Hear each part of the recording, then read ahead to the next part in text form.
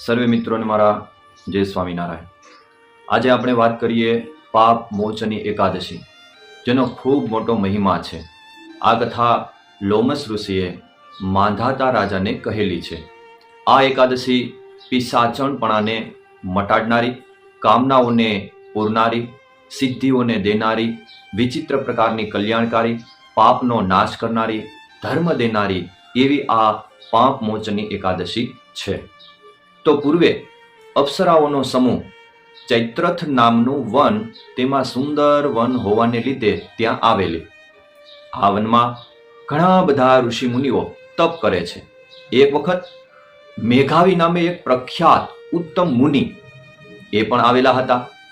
તેના મનનો ભાવ જાણવા એક મંજુઘોષા નામે પ્રખ્યાત અપ્સરાએ તે મુનિને મોહ પમાડવાનો આરંભ કરવા લાગી।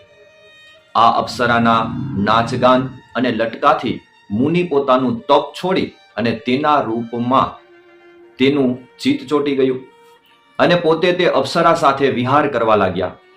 ઘણો સમય વીત્યા બાદ આ સુંદરીએ મુનિ પાસે રજા માંગી, પણ એમણે રજા આપી નહીં।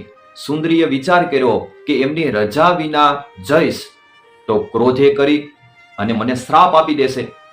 ત્યારે અપ્સરાએ આ મુનિને પોતાનો ધર્મ, નિયમ અને તપ એ યાદ કરાવ્યું।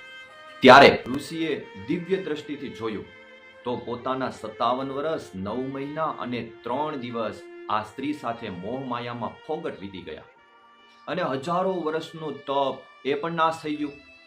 ત્યારે ઋષિએ અપ્સરાને શ્રાપ આપ્યો કે તું પિશાચણી થા। પછી મેઘાવી મુનિએ પોતાના પિતા ચ્યવન ઋષિ પાસે પ્રાયશ્ચિત્ત માંગ્યું। ત્યારે ચ્યવન ઋષિએ પાપ મોચની એકાદશીનું વ્રત બતાવ્યું।